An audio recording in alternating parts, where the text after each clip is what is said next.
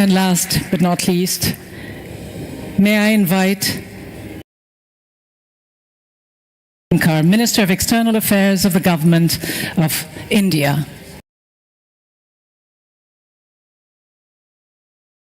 CNN's Chief International Anchor, Christian Amanpour.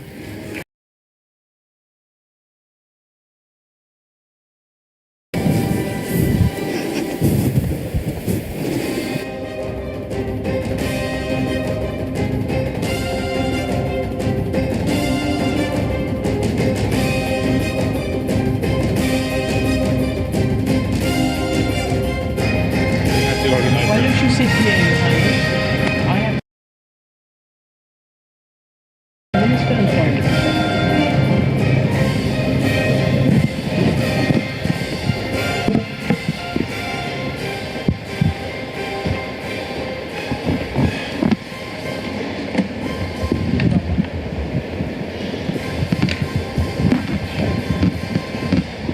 Excuse me, need to get a mic.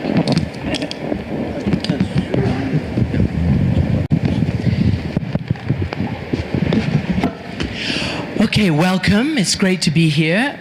And I would just also like to add my personal congratulations to those fantastic journalists who were honored and really respected today. Welcome to the First Lady of the United States and to everybody else. So, as we know, this conference is built around the themes of, as we've just said, diversity and innovation and how to try to fix the big world issues that we are facing right now.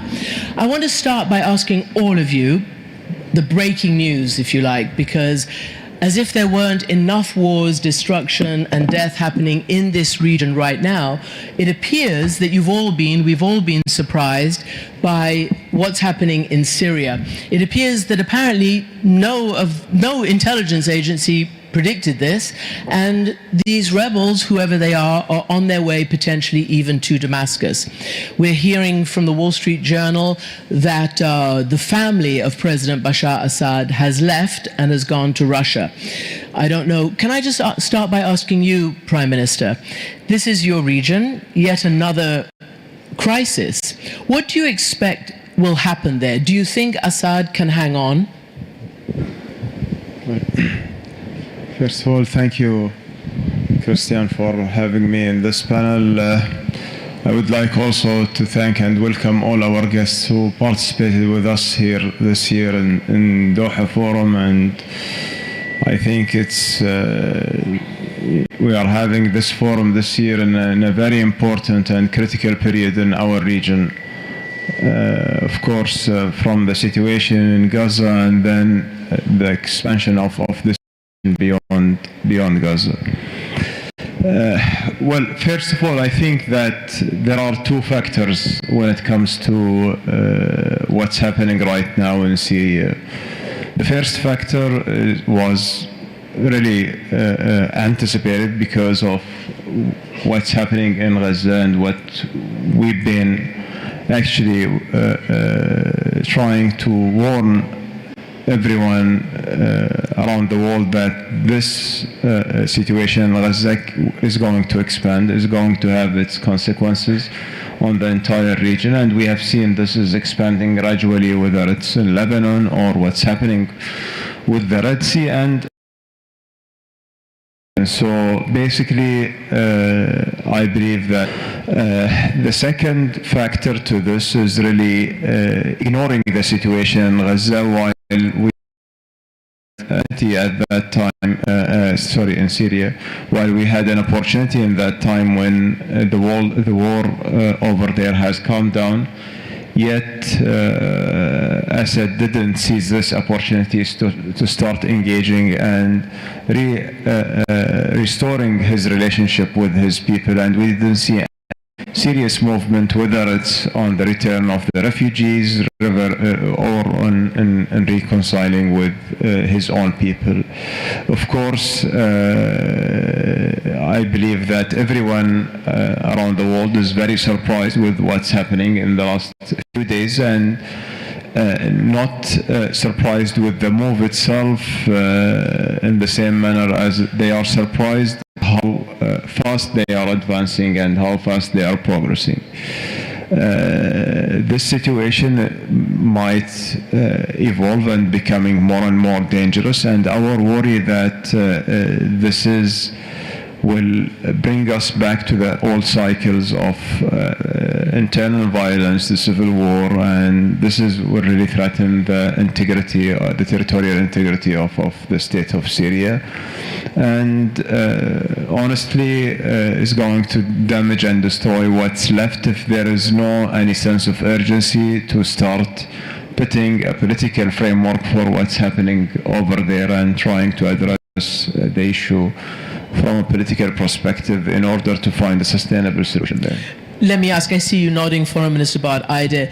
Again, this is a huge surprise, not just the speed, but the fact that it happened. Apparently, they've been planning for a while, and nobody kind of picked up on it.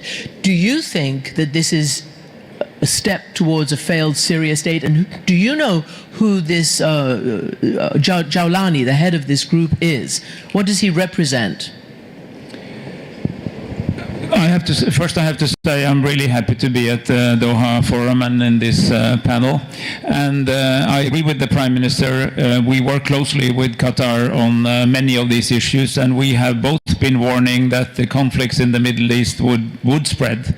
So when you say surprised, maybe the exact way it was spreading, but the fact that it would continue to spread should not be any surprise. There's a direct link between the regional dynamics and the intra-regional dynamics here, because the weakening of Hezbollah, indirectly the weakening of some of the proxies of Iran, but also Russia being more engaged in has led to a power of sorts in Syria, which has been seized on by Hayat Tahrir al-Sham and these groups, who are also, transforming themselves, or at least presenting themselves in a new light. And the fact that the Assad forces are not putting on more resistance might suggest something that could move to a failed state. And there has been many warnings, many attempts to say Syria is not over. It might be simmering. The humanitarian situation is terrible already, getting worse. Remember, people were fleeing from Lebanon into Syria. Now a lot of Syrians are again fleeing or moving around in Syria, forced to be on the move. And the calls for a political settlement are more important than ever. But there have been too many groups in Syria, including the leadership, who have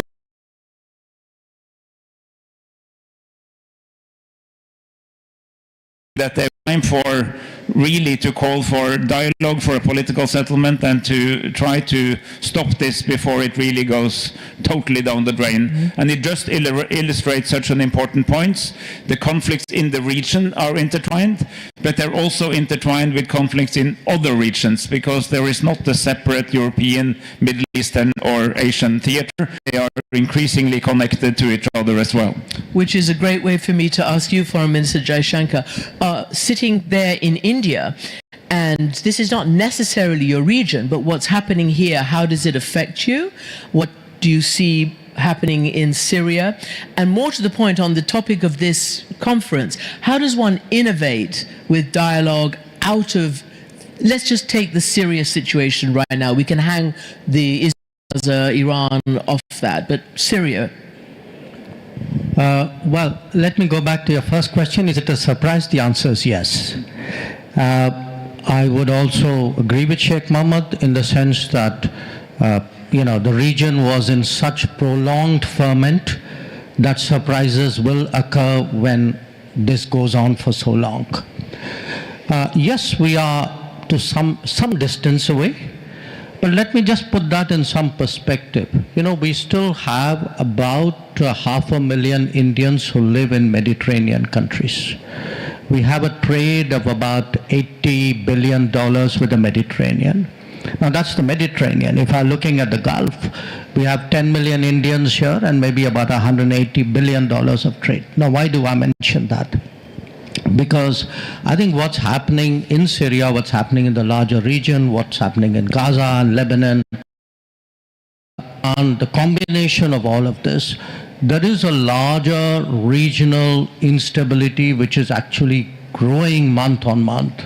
it is impacting, as a country on that side of Asia.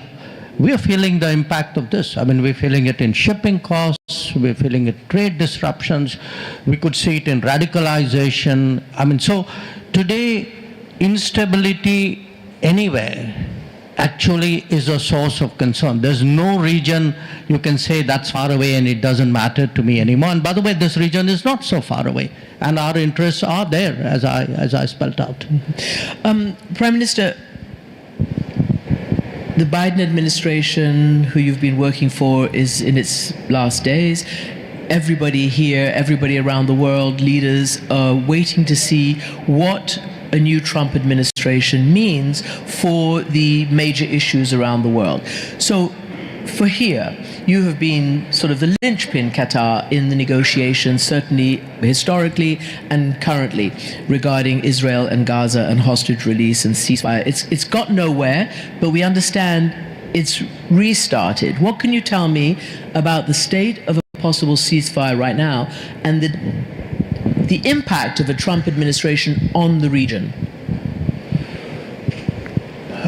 I think first, when we look at the current state of the negotiations, it's been through ups and downs since the start of the war, and all of us, we have seen when November 23 the deal was concluded to release the first batch of hostages, around 109 Israelis plus 15 foreigners, in exchange of 250 Palestinian prisoners.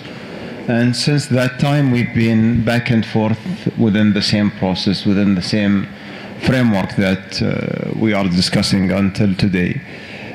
We have seen moments in time throughout the negotiations where, unfortunately, the process itself being exploited for political reason from one party or another, and a lot of scrutiny that we've been through because of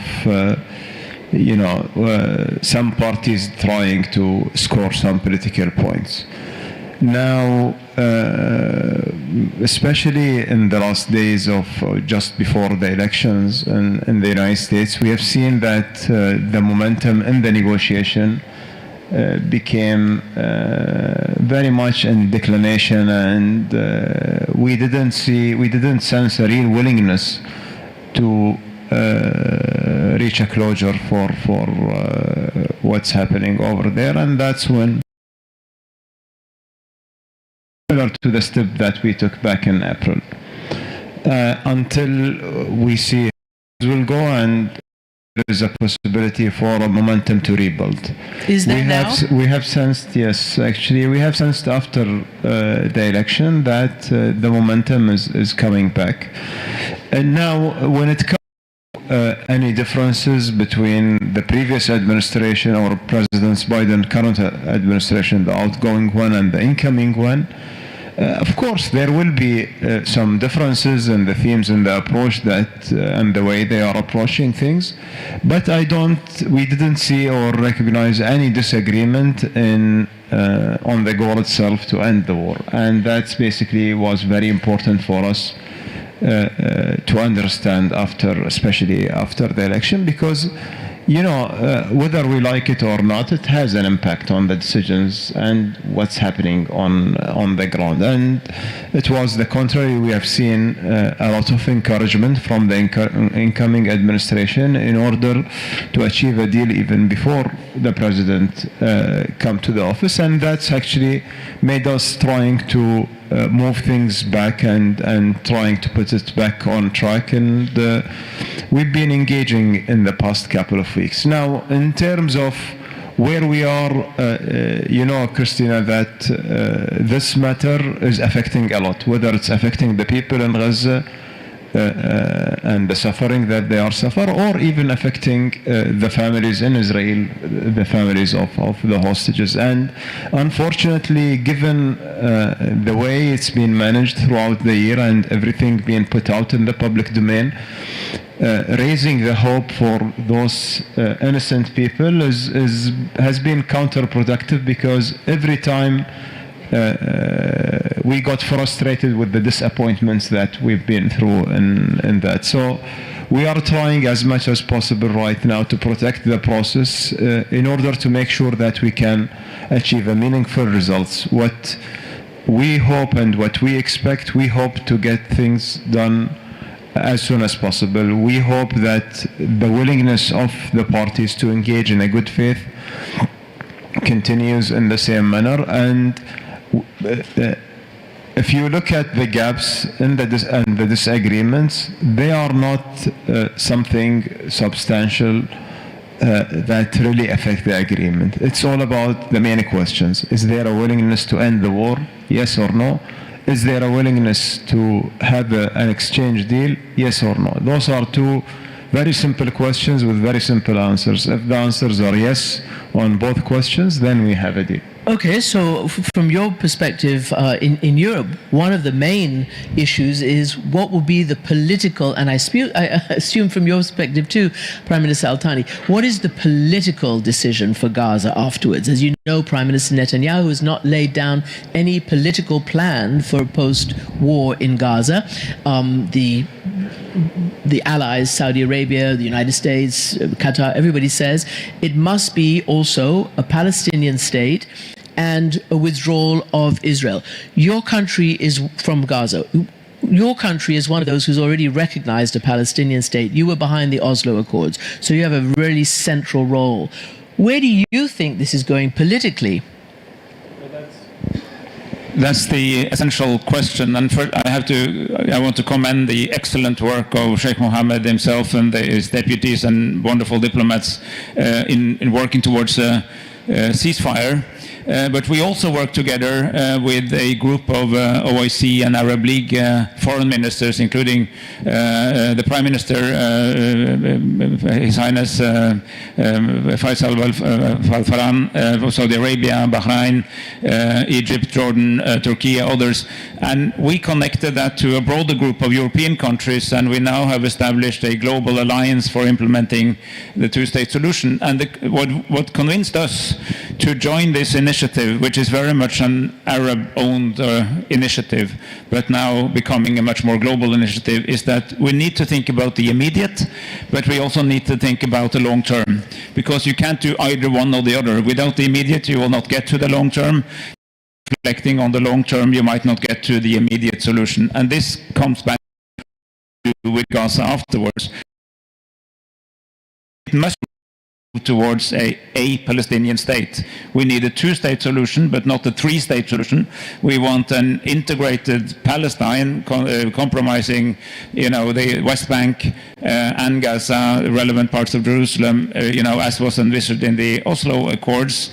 And the drama, the horror is so deep now that we cannot go back to 6th of October last year. That was not a stable, lasting situation. It was like a minefield. People might have not stepped on the mine, but it was about to explode. It did explode. And here comes to your question about the incoming US administration, because President-elect Trump was very vested in the Abraham Accords. Mm-hmm. I think the message now from this region is that is perfectly doable. There might actually be a major deal, but it has to happen with Palestine.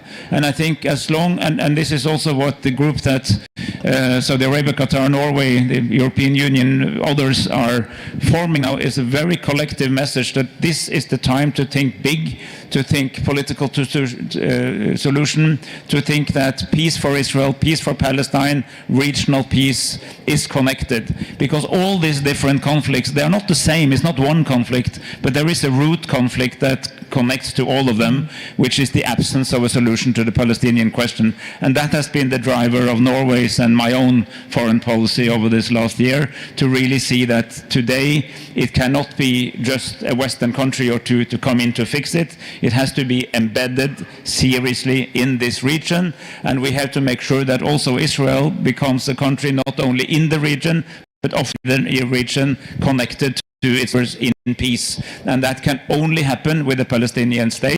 And honestly, it might sound naive, but I think it's actually hard politics. There is no alternative, so we have to move forward. We must dare to think outside the box. Yes, I'm going to come back to that because certain members of the incoming US administration who've been nominated to work on this have suggested alternatives, including annexation and the rest. So I'll get back to that in a second. But to you, Foreign Minister Jaishankar, it is said that certainly we know Prime Minister Modi had a very close relationship with President Trump in his first term. We know that the Biden administration also, in fact, they were trying to hopefully drive a wedge or attract you from China and into the US sphere more. But President-elect Trump... We were trying to attract them into the Indian sphere. Okay. I don't know how it worked out, but right now you've got a whole threat of tariffs in the whole region and all the rest of it. President-elect Trump has also threatened BRICS, of which you are a member, with 100% tariffs if this and that. What do you expect for India and for your economy and your relationship with the United States and regional implications as well from that kind of message already from President Trump-elect? Look, we had a good relationship, a very solid relationship with the first Trump administration. Yes, there were some issues, mostly trade-related issues, but there were a whole lot of issues on which actually President Trump was very international. He was very forward-leaning. And I remind people that it was actually under Trump that the Quad was restarted. So if you look at the Indo-Pacific today, I mean, certainly President Biden built on it. But if you look at the Indo-Pacific today, in fact, it's an area where the United States made new commitments, as indeed did all of us. So I would say, from our perspective, quite honestly, I mean, there's a certain personal relationship between Prime Minister Modi and President Trump. I would say in terms of politics, we don't really have divisive issues in terms of our political outlook. As two countries, by and large, I think our convergences way outstrip any differences we have. Where the BRICS remark was concerned, I think, I'm not exactly sure what was the trigger for it, but we've always said that, look, India has never been for de-dollarization. Right now, there is no proposal to have a BRICS currency. So I'm not quite sure what is the basis for. He said if you stop pegging it to the dollar, but there wasn't a threat to do that, was it? Well, the BRICS do discuss financial transactions, but certainly where India, I mean, BRICS doesn't, each country doesn't have an identical position on this. But where India is concerned, certainly, I mean, look, the United States is our largest trade partner, and we have no interest in weakening the dollar at all.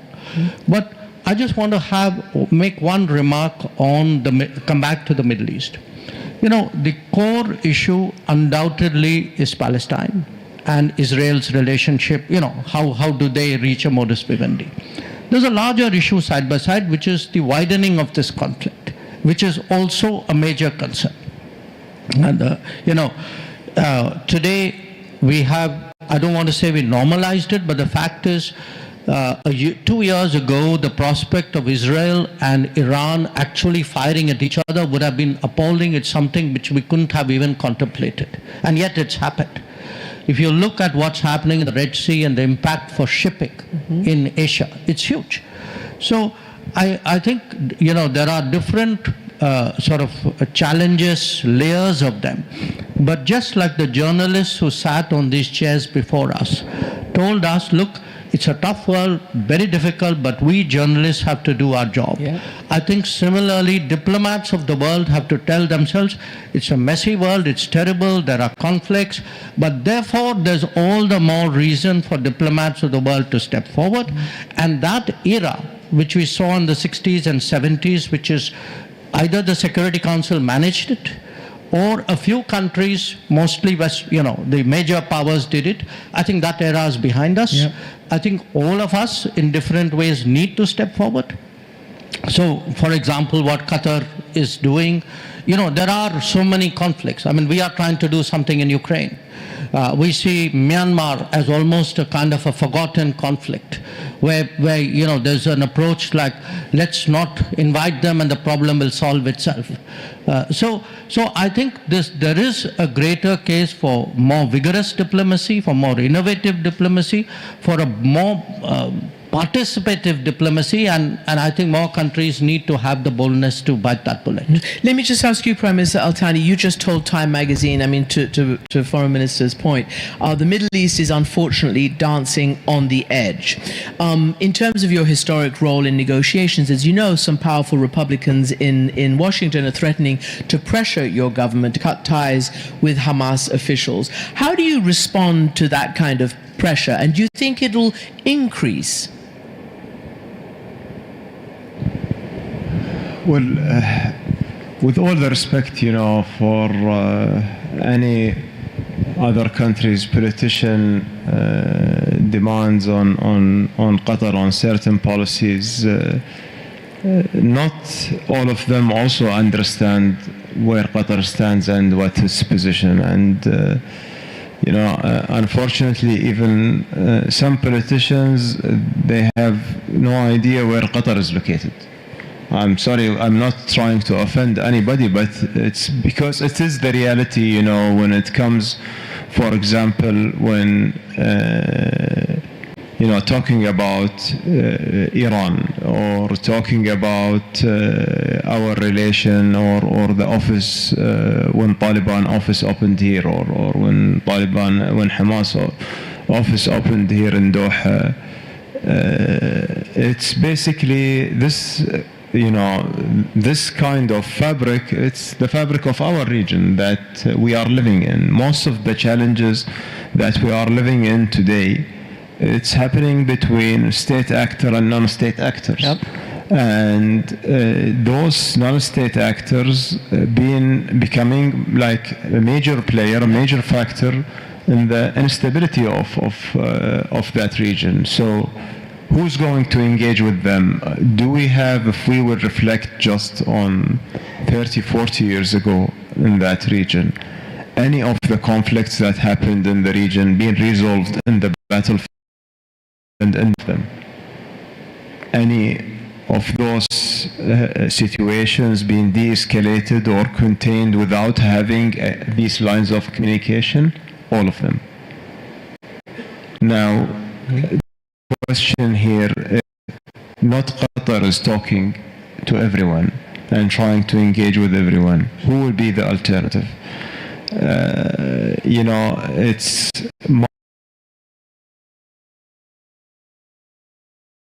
It's the region around me is stable to ensure also my stability and my national security.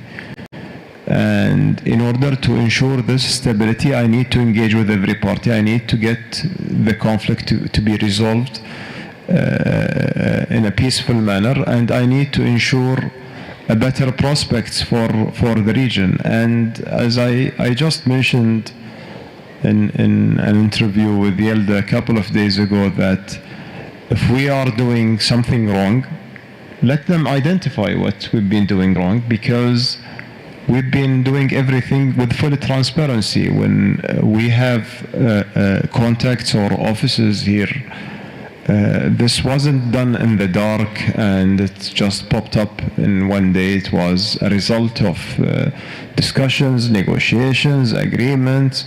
The use of that office wasn't just an anticipation of an event like 7th of October, and it helped in that event to secure the release.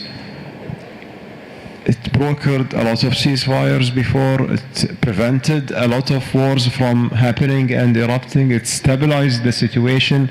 Now, something went wrong and resulted with the 7th of October. It's not because that they have an office exist in Doha and that's what triggered. There are a lot of other factors, but in ignoring the other factors that triggered and caused all this, and just focusing on one element, which honestly it's cosmetic element. I mean, a political office, political representation that represent a communication channel, what kind of empowerment does it have? except being a communication channel that serving this purpose. So the US administration, of course, they understand this very well. We've been doing this in full coordination and full openness with them. There are politicians, unfortunately, maybe they don't have the background about it. Once we engage with them, explain for them, they totally understand it and they totally get it. The ones whom we didn't have the chance to engage with or to explain that position, maybe this is should be a liability on us to engage. But in an overall, to sum it up, Qatar is a platform to convene between the different parties. Is a platform where we arrange for everyone to bring them to the table, but and to make sure that they are keep engaging between each other. But also we are not expected to enforce solutions or to impose on them any kind of solution if the willingness is lacking. Okay. I want to ask you, Foreign Minister, one last question on this topic. Veteran Norwegian diplomat, as you know, Tor Wennesland, is stepping down as the UN Middle East envoy. And he told the New York Times, politics failed, diplomacy failed, the international community failed, and the parties failed to bring about the permanent solution to the crisis that really affects this whole region and so much of the world. And I just want to ask you, because again, the incoming Trump administration appointees, let's say Mike Huckabee, who's being appointed as the ambassador, said this week that of course it's possible that the US would back the Israeli government were it to try to annex the occupied West Bank. I'm sure all of you have ideas about that, but where do you think that would lead? And do you think that's really something that the US would accept? Does Europe agree? Do you have any power to disagree? What do you make of that? First, I think we should relate to the Trump administration for real when it's actually in office and when they are actually presenting real policies from the position of power. So not to preempt that too much by commenting directly on his comments, but I did say, and I will maintain that, we will not be able to start solving the intricate set of problems in this region without dealing with the solution to Palestine, and the solution is not to perpetuate the occupation and make it into annexation. And this has also been very firmly put out by the International Court of Justice, which is everybody's court. It is the highest UN court, and very clear on the status of occupation as illegal. And I think we have to take that as a starting point as we move forward. And I do also think, as I said earlier, that there are some opportunities in working on the Abraham Accords approach, given the solid message that can happen, but Palestine is part of it. But I very much wanted to underline what was said by the Prime Minister. Norway has a long tradition of peace mediation and dialogue facilitation, and we also very much share that vision that in order to get things done, you need to speak to the people that matters, even if those are people with blood on their hands and people you don't necessarily approve of. And speaking is not approving, speaking is not endorsement, speaking is necessary in order to facilitate dialogue with the people that can actually change things. So here Qatar and Norway has very much made the same experience. And a part of that experience is that many of the key countries actually accept and approve that has to be done. Even at times, people who publicly say you shouldn't speak to this or that person or country or group will actually be very interested in what we actually hear when we speak to them. And that makes us quite confident in that is a role that countries like us, have to play, which is also why we work not only on the Middle East, but also on Ukraine and Venezuela, and we worked for years on Afghanistan with that similar approach. I think that's necessary. And I think when a new administration is in place and looks at the whole picture in its totality, I think they will form a more holistic policy on this, and I very much look forward that we all can engage with them when they are there. I see opportunities, I see challenges, but I also see opportunities, and I think that there are an opportunity here for what actually could become the deal of the century. I mean, this could happen here, but it requires that some of these insights from the region are brought into the I mean, as you remember, President Trump did recognize Israel's annexation of the Golan Heights, so it's not without precedent. But anyway, I hear what you're saying. Let's wait till they get into office. Foreign Minister Jaishankar, I want to ask you, and ask all of you in a moment, the major war roiling Europe. So you get a lot of cheap oil still from Russia, I believe. Cheap I energy. get oil, yes. Huh? I get oil, yes. Yeah, It's right. not necessarily cheap. But it's If you Russian. have a better deal, I'm willing to look at it. But it's Russian, and it's a good deal for you, despite sanctions and all the rest of it. It has been said that Russia, China, North Korea, Iran, etc., are sort of forming or have formed an axis of anti-Americanism, anti-Westernism. And I want to know, does India have a role to play, or what do you believe will be the momentum on this Russia invasion of Ukraine and the resolution? I know the Foreign Minister Lavrov is going to speak. What do you think is going to happen, particularly with the Trump administration, who I know they're not in office, but they have very, very clearly telegraphed that they don't want to keep helping Ukraine militarily? Two comments. One, regarding the conflict, the war itself. You know, we have always held to the view that this war is not going to be solved on the battlefield. That at the end of the day, people are going to return to some kind of negotiating table, the sooner the better. And our effort has been to facilitate that to the extent possible. Now, to be honest with you, that's not always been the most popular thing, at least in some parts of the world. But I do think today the general sort of the needle is moving more towards the reality of a negotiation than the continuation of the war. We are trying to do, you know, the bit I told you about why it's important for diplomacy to come forward. Yeah. Now we are really putting, in a way, our aircraft, our legs where our mouth is. We are actually doing, you know, going to Moscow, talking to President Putin, going to Kiev, engaging President Zelensky, meeting them in other places, trying to see if we can encourage, you know, find common threads which can be picked up at some point of time when the circumstances are right for it to be developed. We're not attempting a peace plan. We're not doing a mediation in that sense. We are doing multiple conversations and very transparent about telling each party, saying, look, at the end of the conversation, this is what we're going to tell the other party.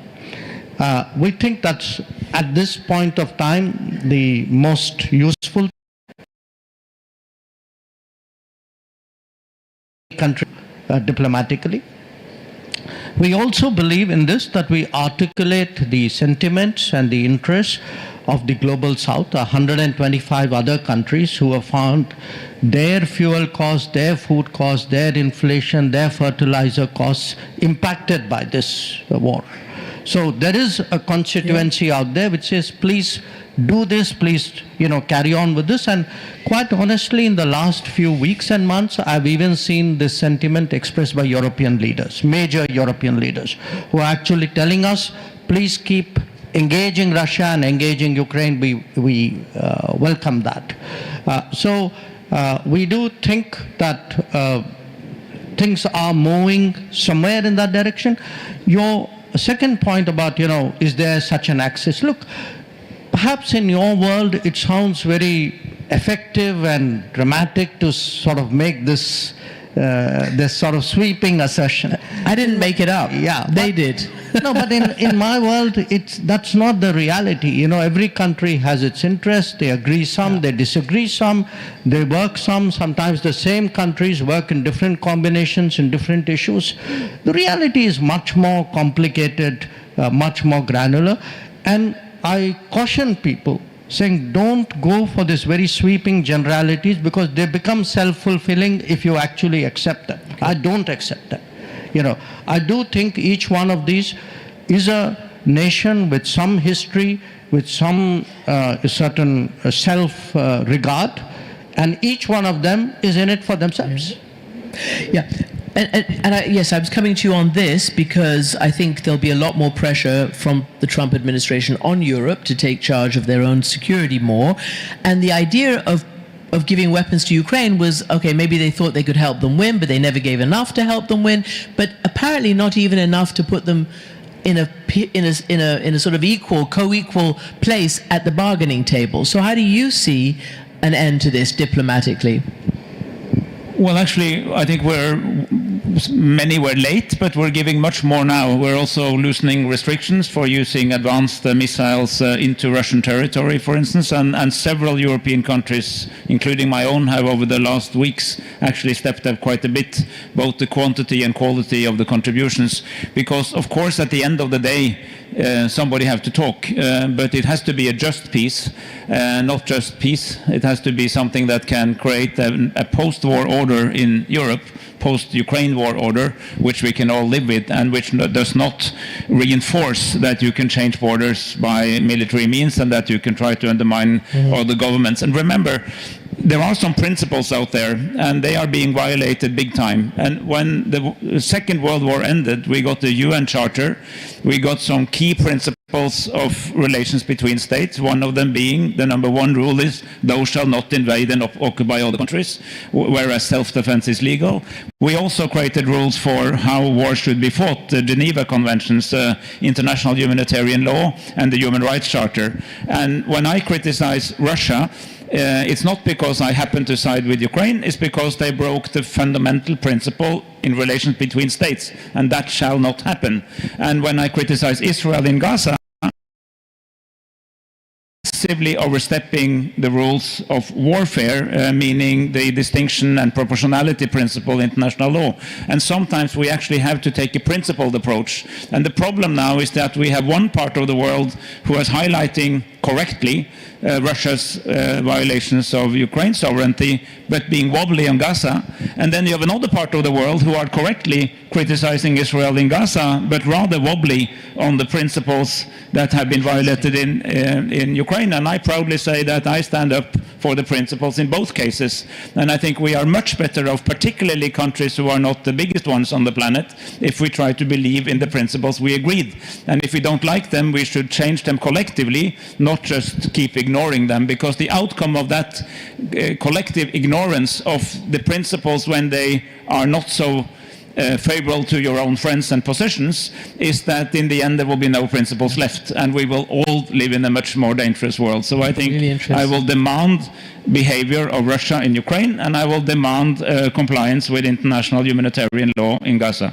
Really interesting. And finally to you, Prime Minister Al-Thani, we've got a minute and 20 seconds left. We've talked about a lot of threats. We've talked about the principles of this forum.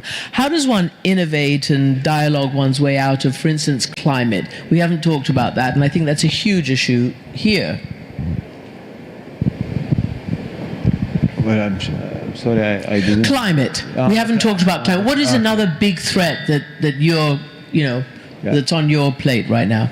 Well, actually, look, from our perspective, when you look at the human needs pyramid, security is like the foundation of that pyramid. And basically, when you lack security, it means that everything on top of it will be considered as a secondary threat. And this is the nature of the human being. Today, in the Middle East, in our region, the main threat that we have is a security threat that we didn't figure it out yet. When we have all these conflicts, instead of being contained, being spreading out, then all other issues which are very highly concerning for us as governments are not really been thought of because of the foundation itself that's not being addressed. Now, when it comes to trying to think about issues and crises in more an innovative manner, I believe that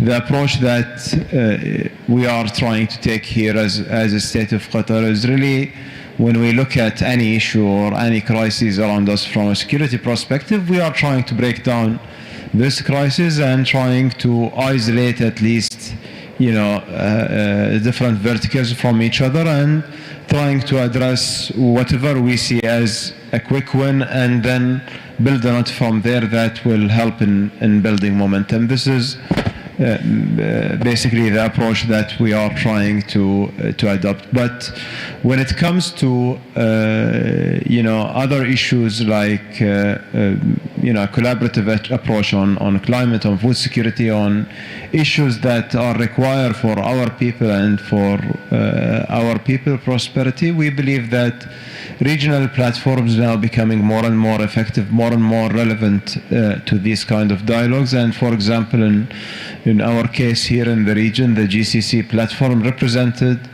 one of the main facilitator for such a dialogue in those areas. And I believe that what we have accomplished in the past year especially has been something very, very important and very significant. Just to close, I know I see the clock. Just for as a matter to close with what my colleagues just mentioned on the situation in the region and Gaza and on the wider situation when it comes to Russia, Ukraine. Christian, the most important thing that we go back to the first principles and what His Excellency just mentioned. Now, when we are trying to apply international law, they need to be applied equally to everyone and to each and every conflict. Unfortunately, what we have seen, especially from the lens of the people of this region, that a lot of countries that's considered, the leading countries in international law, leading countries in human rights law, they are just turning a blind eye from what's happening in the region and, looking at what's happening with Ukraine only from that lens, while in the region, no, it's different.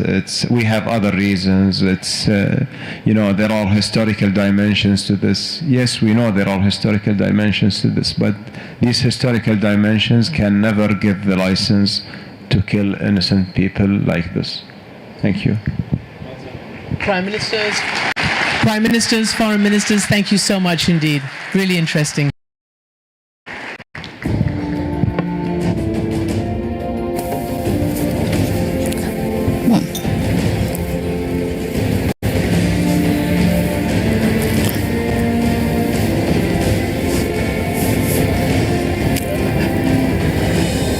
Thank you, Christian.